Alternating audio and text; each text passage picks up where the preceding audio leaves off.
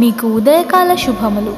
అనుదిన వాక్య ధ్యానం డైలీ బ్రెత్కు మీకు స్వాగతం. Praise the lord. ఈ దినము కొరకు సిద్ధపరచబడిన దేవుని వాక్యము కీర్తనల గ్రంథము 27వ కీర్తన 6వ వచనం. ఇప్పుడు నన్ను చుట్టుకొని ఉన్న నా శత్రువుల కంటే ఎత్తుగా నా తల ఎత్తబడును.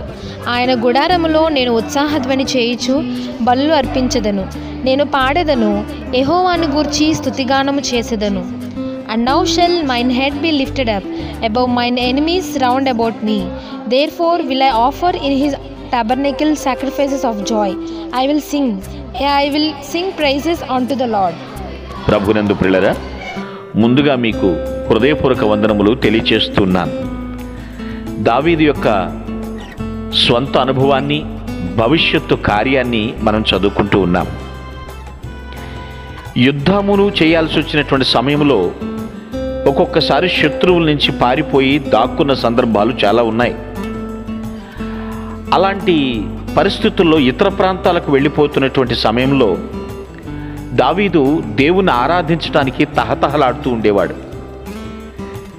తరచుగా దేవుని ఆరాధనా స్థలానికి చాలా దూరంగా ఉండాల్సి వచ్చేది. అలాంటి పరిస్థితుల్లో అతడు తహతహలాడే దేనికోసమో తెలుసా? యెరూషలేములో దేవుని నివాసం కోసం చాలా తహతహలాడుతూ ఉండేవాడు. దేవుణ్ణి ధ్యానం చేయాలని, దేవునికి ఆరాధన చేసుకోవాలని, క్షేమకరమైన శాంతికరమైనటువంటి ఆ దైవ సన్నిధి కోసం ఎంతో ఆతృతతో ఉండేవాడు. ఆరాధించేటువంటి స్థలం దగ్గర జరిగేటువంటి ఆ సంగీతము, ఆ వాయిద్యాలు, ఆనంద ధ్వనుల కోసం ఎంతగానో ఉవ్విళ్ళూరుతూ ఉండేవాడండి. ఎందుకో తెలుసా? భవిష్యత్తులో అనంత యుగాలలో మనకు దక్కే భాగ్యం అదే కదా. ఈ భూమి మీద మానవుల కాలం యుద్ధకాలం అండి. నిరంతర పోరాటంలో మనం ఉన్నాం. కాల్పుల విరమణ లేకుండా దుష్టుడు విశ్వాసులపై చెలరేగుతున్నాడు.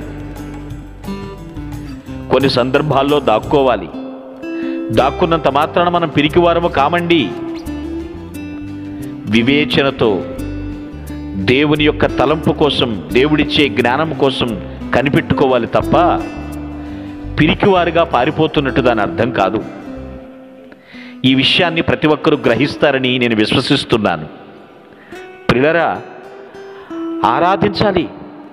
నేను ఆయన గుడారంలో ఉత్సాహధ్వని చేస్తాను, బలులు అర్పిస్తాను, నేను చేయాల్సిందంతా దేవునికి చేస్తాను.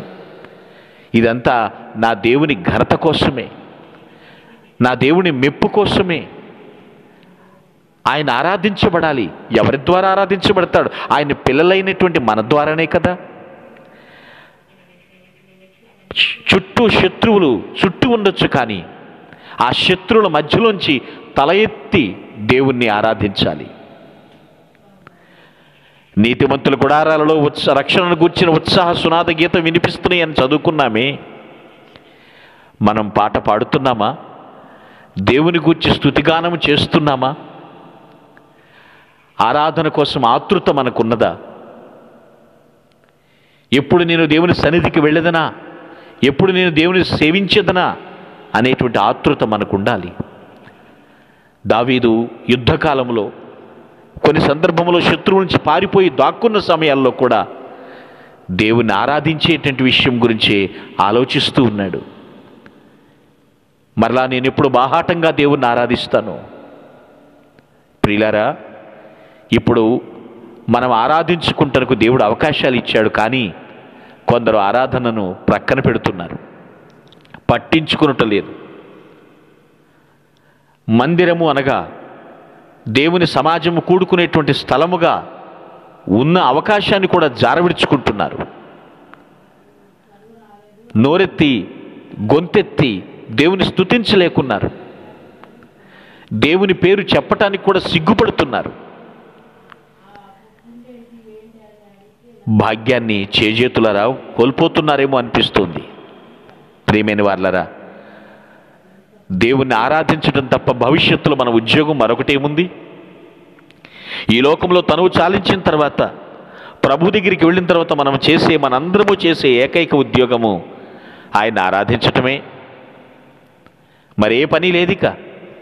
ఆ భాగ్యం మనకు దక్కాలి అంటే అనంత యుగాల్లో ఆయనతో కలిసి పరిపాలన చేయాలి అంటే ఈ భూమి మీద దేవుడు నీకు ఇచ్చిన ఆయుష్కాలం అంతా కూడా ఆయన ఆరాధించడానికి తహతహలాడు ఆతృత నీకుండాలి.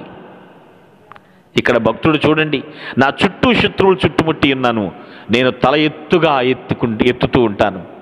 నా తల ఎత్తేవాడు దేవుడే. నేను ఆకాశం వైపు చూసి నేను ఆయన ఆరాధిస్తూ ఉంటానని సగర్వంగా చెప్తున్నాడు. అటువంటి ఆరాధన నీ జీవితము ద్వారా దేవుని సన్నిధికి ప్రవహించునుగాక. మీ కొరకు ప్రార్థించుటకు మేమెల్లప్పుడూ సిద్ధం. Praise the lord. ప్రభు నామమున మీ అందరికీ వందనములు.